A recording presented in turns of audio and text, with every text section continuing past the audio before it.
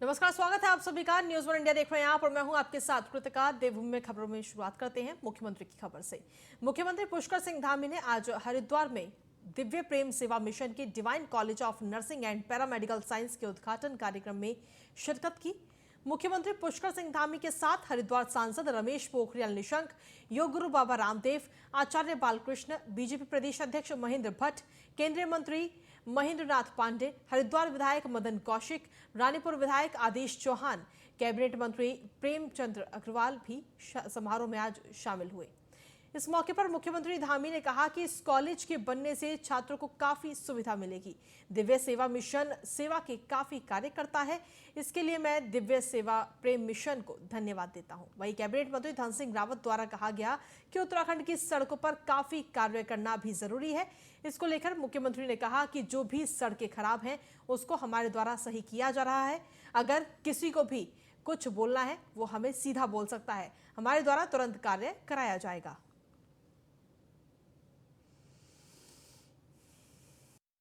यहाँ पर नर्सिंग और पैरामेडिकल का एक कॉलेज खुलने से यहाँ से जो हमारे प्रशिक्षित होकर बहुत सारे पैरामेडिकल और नर्सिंग के जो छात्र हैं वो निकलेंगे और जो हमारे यहाँ पर बहुत सारे सेवा के कार्य चलते हैं, सरकारी काम चलते हैं, उन सभी में एक बड़ा योगदान इस कॉलेज के खुलने से होगा।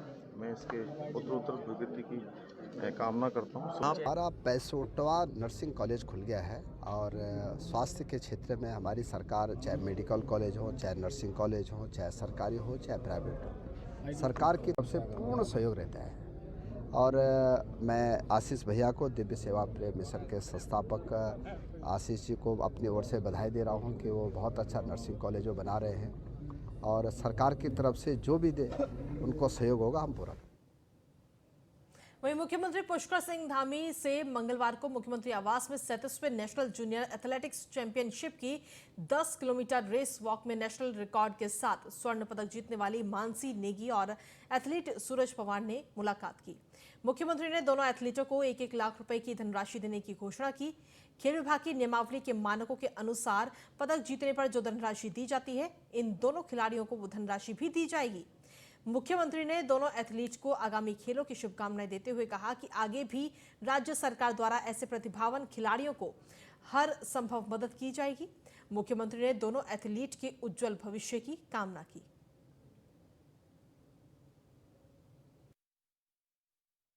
आज मेडल लेने के बाद सुबह के टाइम सीएम सर से मैं मिली।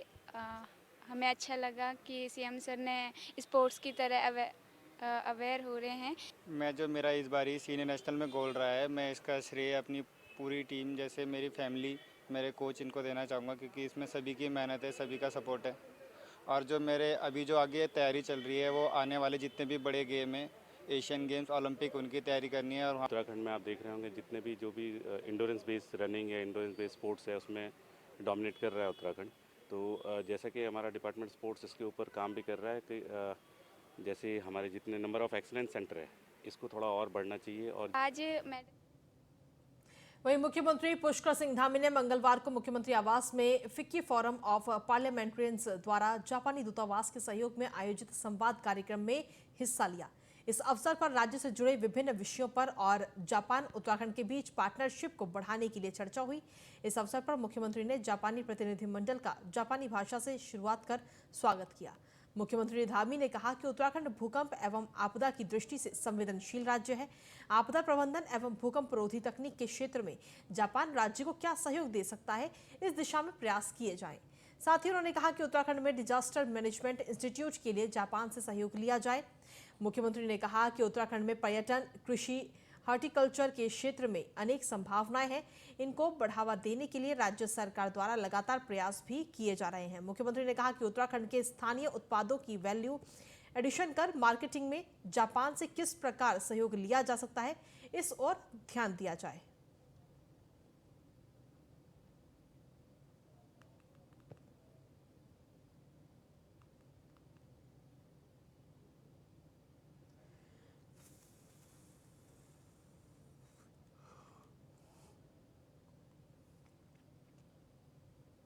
तो आपको बता दें कि जापानी डेलीगेशन से मुख्यमंत्री पुष्कर सिंह धामी ने मुलाकात की है और आपदाओं को नियंत्रित करने की तकनीक पर चर्चा जापान की डेलीगेशन से की गई है। जापानी डेलीगेशन का जापानी भाषा में बोलकर मुख्यमंत्री पुष्कर सिंह धामी ने उनका स्वागत भी किया। साथ ही स्थानीय उत्पादों की मार्केटिंग ने जापान में सहयोग किया जाए, ऐसा कहना है मुख्यमंत्री का।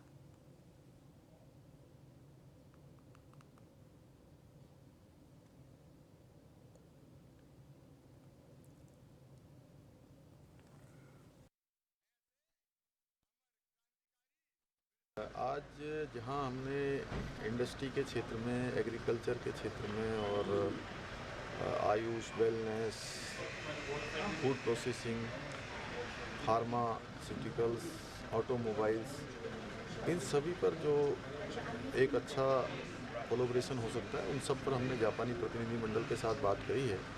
इसके साथ साथ हमने जो डिजास्टर मैनेजमेंट है, भूकंप रोधी जो टेक्निक है और हर साल आने वाला हमारे यहाँ पर डिजास्टर है, आपदा है, उसके संबंध में भी ज्वाइंट एक उनकी टेक्निक यहाँ पर किस प्रकार से हमारे लिए कारगर हो सकती है, उस पर भी मैंने कहा है कि हम काम करना चाहते हैं। तो उन्होंने अपनी सहमति दी कि आगे बढ़ें।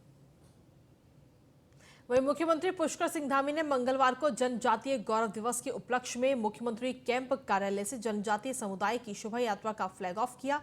भगवान बिरसा मुंडा जी की जयंती के उपलक्ष्य में मनाए जा रहे जनजातीय गौरव दिवस के अवसर पर उत्तराखंड राज्य की जनजातियों के लोगों ने शोभा यात्रा निकाली। इस अवसर पर मुख्यमंत्री ने भगवान बिरसा मुंडा जी के स्वतंत्रता संग्राम में योगदान को याद करते हुए उन्हें नमन किया तथा सभी को जनजातीय गौरव दिवस पर बधाई दी। इस अवसर पर जिला पंचायत अध्यक्ष मधु चौहान, जनजाति विभाग के निदेशक संजय टोलिया भी मौजूद रहे।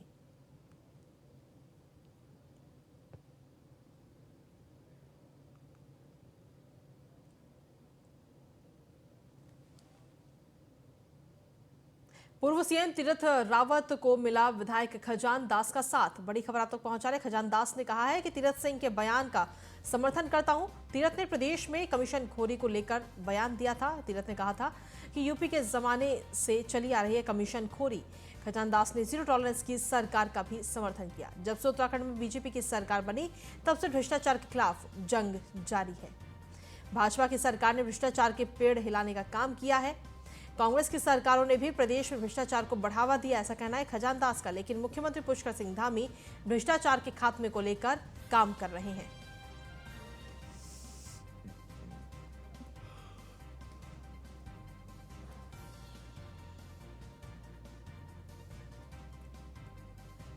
तो आपको बता दें कि खजान दास ने कहा है कि कांग्रेस की सरकारों ने भी प्रदेश में भ्रष्टाचार को बढ़ावा दिया है। पूर्व सीएम तीरथ रावत को विधायक खजान दास का साथ मिला। खजान दास ने कहा कि तीरथ सिंह के बयान का वो समर्थन करते हैं। तीरथ ने प्रदेश में कमीशन खोरी को लेकर ये बयान दिया था और इस बयान को लेकर उन्होंने कहा था कि यूपी के जमाने से कमीशन खोरी चली आ रही है। मैं तो इस बयान का समर्थन करता हूं, इसलिए भी समर्थन करता हूं कि ठीक बात है कि जब से भारतीय जनता पार्टी की सरकार 2017 में बनी और उस समय से लेकर के अब तक वो जो कमिश्नर का जो कमिश्नर खोरी का जो एक पेड़ है, जो वृक्ष है, उस वृक्ष को हिलाने का काम भारतीय जनता पार्टी की सरकार ने किया और काफी अधिकारी उसमें सस्पेंड भी हुए, काफी के खिलाफ कार्रवाई भी हुई है, कोई जेल के अंदर भी है। तो कुल मिलाकर के इसकी जड़ें बहुत गहरी है। इसको जड़ से उखाड़ने में थोड़ा सा अभी समय लगेगा और मैं मुख्यमंत्री पुष्कर सिंह धामी जी का भी धन्यवाद ज्ञापित करना चाहूंगा कि उसके खिलाफ, भ्रष्टाचार के खिलाफ वो लड़ाई लड़ रहे हैं और एक न एक दिन हम इसमें कामयाब होंगे। मैं तो वहीं मुख्यमंत्री पुष्कर सिंह धामी की अध्यक्षता में बुधवार को सचिवालय में कैबिनेट की महत्वपूर्ण बैठक होनी है, जिसमें कई बड़े फैसलों पर मुहर लगने की उम्मीद की जा रही है। इन फैसलों पर प्रदेश की जनता की नजरें भी टिकी हैं।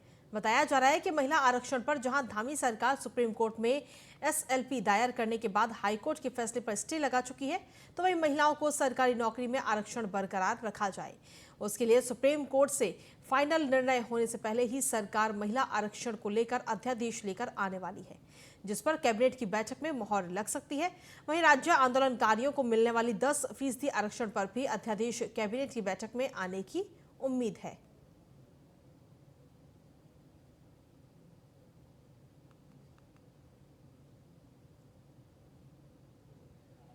देखिए अभी चूंकि जैसा आपने ही कहा कि टेंटेटिव ये सब कार्यक्रम विधानसभा सत्र का अभी जानकारी में आया है और 16 तारीख को यानी कि आज 14 तारीख है, 16 नवंबर को हमारी माननीय कैबिनेट की बैठक होनी है।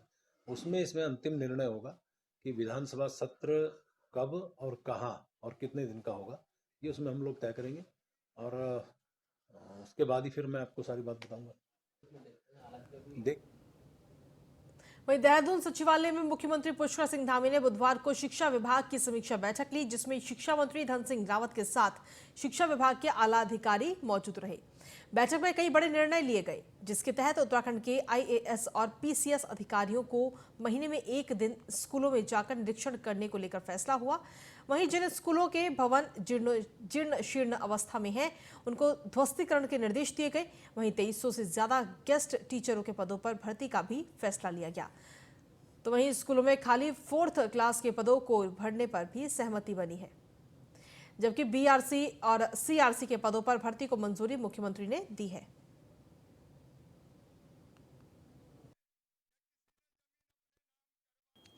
NEP 2020 के लिए जो हमने लागू किया अपने प्रदेश में, क्योंकि देश का पहला राज्य है कि जिसने कि राष्ट्रीय शिक्षा नीति को लागू किया है। तो आज बाल बाटिकाओं पे भी बात हुई है, प्राइमरी एजुकेशन पे भी बात हुई कि हमको अपने स्कूलों में 100% टीचर देने हैं। जो स्कूल हमारे नए बनाने हैं उनके लिए पैसा मुक्त भारत सरकार से भी हो गया, राज्य सरकार से भी हो गया। देखिए पूरे विभाग की समीक्षा थी और हर बिंदु पर इसमें डिस्कशन हुआ है और माननीय मुख्यमंत्री जी के द्वारा निर्देश दिए गए हैं कि जैसे जो हमारे भवन ध्वस्तीकरण के करीब हैं या बिल्कुल गिरने योग्य हैं, उनमें कदाप बच्चों को न बैठाया जाए और अगर ज़रूरत पड़ती है तो किराए की बिल्डिंग लेकर के उनको शिफ्ट किया जाए। जो स्कूल के भवन खराब हैं उनको तत्काल ठीक किया जाए। इसके अलावा जो अतिथि शिक्षक हैं, अतिथि शिक्षकों के 2300 अतिथि शिक्षकों को भर्ती करने के निर्देश दिए गए हैं कि आप 2300 अतिथि शिक्षकों की भर्ती करिए। इसके अलावा हमारे जो बीआरपी सीआरपी के 950 पद हैं, 950 पदों पर भर्ती करने के निर्देश दिए गए हैं कि तत्काल इसमें कार्रवाई किया जाए। 4th क्लास के जो हमारे रिक्त पद हैं करीब सारे इंटर कॉलेज में या जूनियर हाई स्कूल में, उन पदों पर उनका आउटसोर्सिंग के माध्यम से नियुक्ति की जाए। तो 2300 हमारे गेस्ट टीचर और लगभग 3000 के आसपास जो हमारे चतुर्थ श्रेणी के हैं, 1000 हमारे बीआरपी सीआरपी के हैं, पदों को भरने के लिए भी समयबद्ध तरीके से कार्रवाई करने के निर्देश दिए गए हैं। इसके अलावा जो हम निःशुल्क पाठ्य पुस्तकें देते हैं उसको भी ससमय उपलब्ध कराने के निर्देश दिए गए हैं। इस बार अशासकीय विद्यालय जो हैं उनको भी उसमें जोड़ा जाएगा। अशासकीय विद्यालय के छात्रों को भी हम लोग निःशुल्क पुस्तकें उपलब्ध कराएंगे। देखिए वहीं सर्राफा व्यापारी पर फायरिंग करने के मामले का हल्द्वानी पुलिस ने खुलासा कर दिया है और इस मामले में पुलिस ने मुख्य आरोपी मनोज अधिकारी को दबोच लिया है। आरोपी के पास से तमंचा और जिंदा कारतूस भी बरामद हुआ है। आरोपी इससे पहले सर्राफा व्यापारी से 15 लाख रुपए की फिरौती की डिमांड भी कर चुका है। वहीं बता दें कि बीते 2 नवंबर को शहर के प्रतिष्ठित सर्राफा व्यापारी राजीव वर्मा पर 4 लोगों ने फायरिंग की थी, जिसमें 2 आरोपियों को पुलिस पहले ही गिरफ्तार कर चुकी है। एक आरोपी रमन कपूर अब भी फरार है, जो उधम सिंह नगर के गुलर भोज का रहने वाला है, जिसकी गिरफ्तारी के लिए पुलिस टीमें लगी हुई हैं।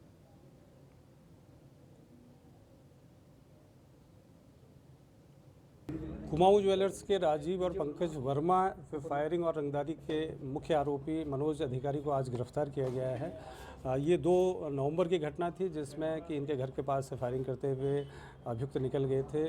कुल 4 इसमें अभियुक्त थे, जिसमें से 2 को पहले ही उधम सिंह नगर के द्वारा गिरफ्तार कर लिया गया था। आज मुख्य अभियुक्त जो इसका मास्टरमाइंड था मनोज अधिकारी, उसको गिरफ्तार किया गया है।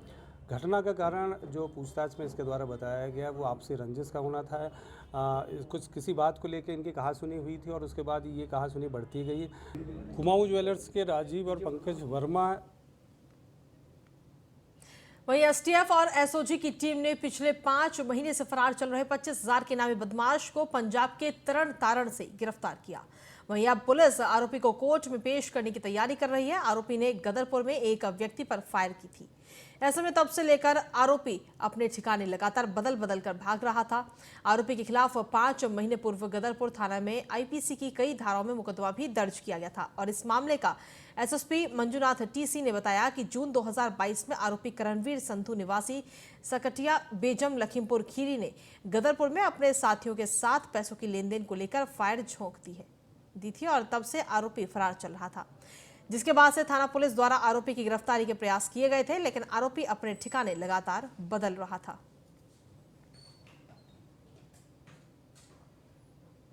तो एसटीएफ की कुमाऊं यूनिट और एसओजी की उधम सिंह नगर की यूनिट दोनों जो है तालमेल से पार्टनरशिप में एक कोऑर्डिनेशन से हम काम करते रहते हैं।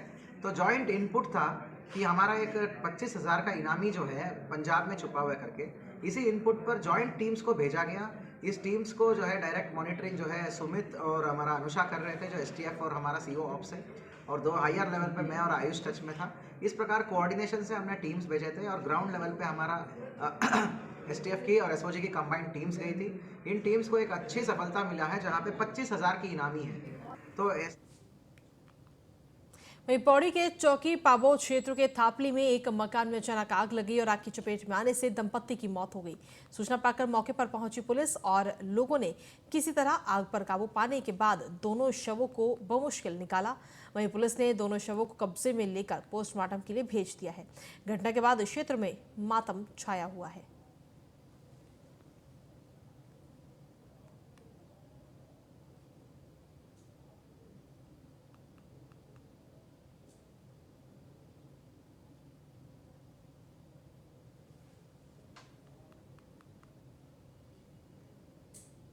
सितारगंज के एसडीएम तुषार सैनी ने शहर में अतिक्रमण हटाने को लेकर के नगर पालिका, पीडब्ल्यूडी और पुलिस के साथ एक बैठक की। बैठक में शहर में अतिक्रमण हटाने को लेकर के चर्चा की गई। साथ ही उप जिला अधिकारी ने पीडब्ल्यूडी को सख्त निर्देश दिए कि अतिक्रमण को चिन्हित कर जल्द अतिक्रमण को हटाने का काम शुरू किया जाए और पुलिस को भी निर्देशित किया कि नगर पालिका और पीडब्ल्यूडी को अतिक्रमण हटाने के दौरान कोई समस्या आती है तो सुरक्षा को लेकर सहयोग करें।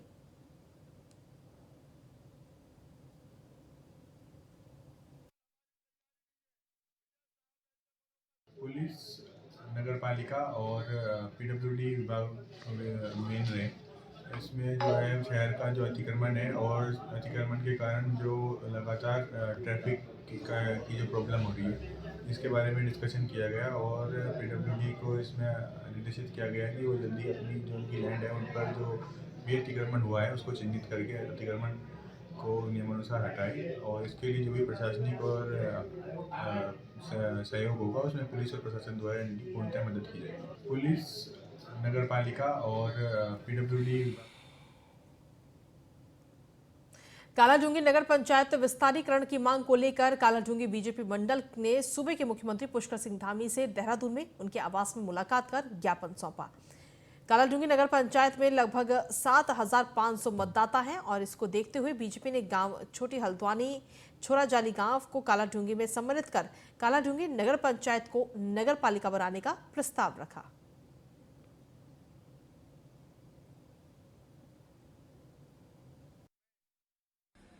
सन 74 से आज सन 2022 तक कोई विस्तारीकरण नहीं हुआ है और आबादी क्षेत्र हमारा ग्रामीण क्षेत्र में बढ़ चुका है, हो चुका है।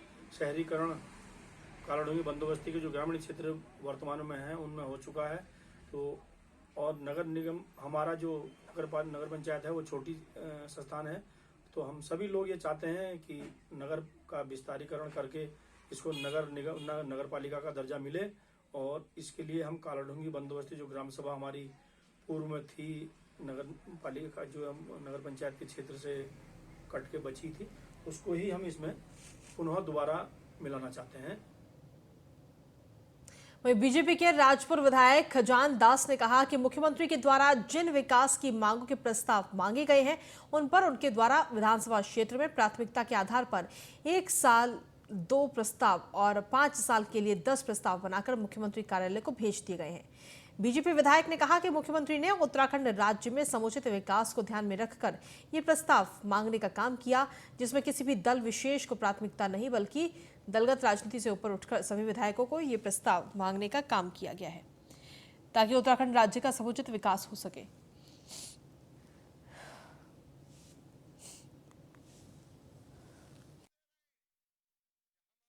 मुख्यमंत्री जी की सक्रियता को दर्शाता है कि उन्होंने सभी विधायकों से 10 प्रस्ताव जो महत्वपूर्ण है अपने अपने विधानसभा के वो प्रस्ताव मांगे हैं और इसी के क्रम में मैंने अपने विधानसभा के जो महत्वपूर्ण प्रस्ताव थे जिस पे काम होने हैं और प्राथमिकता के आधार पे मैंने माननीय मुख्यमंत्री जी को सौंप दिए हैं और हो सकता है कि अब उसमें कार्रवाई होनी शुरू कर देंगे। देखिए ये मुख्यमंत्री जी की। वहीं अल्मोड़ा के विधायक मनोज तिवारी ने भी अपने 10 कामों का पत्र मुख्यमंत्री को भेज दिया है। मनोज तिवारी ने कहा कि उनके द्वारा उनकी विधानसभा सरयू शेराघाट पंपिंग योजना, अल्मोड़ा में इंजीनियरिंग कॉलेज, हृदय रोग विशेषज्ञ कसार देवी बानरी देवी के लिए रोपवे सहित कई प्रस्ताव भेजे गए हैं।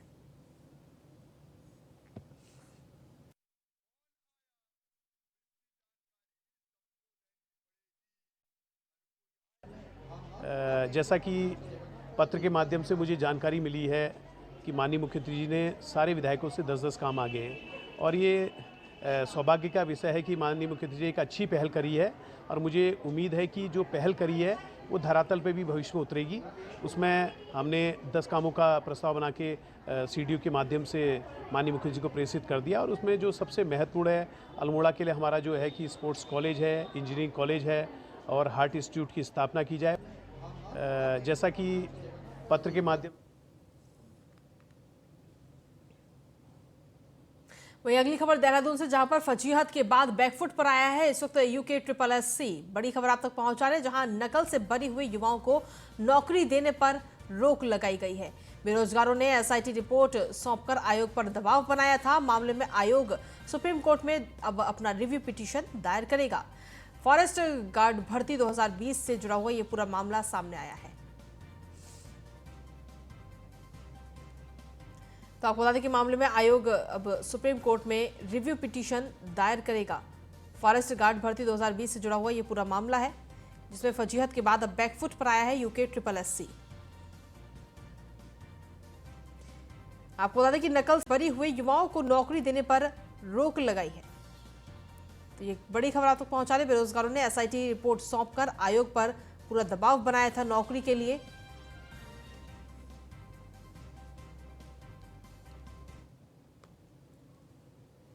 और इसी के साथ फिलहाल देवभूमि में इतना ही। बाकी तमाम खबरों के लिए देखते रहिए News 1 इंडिया।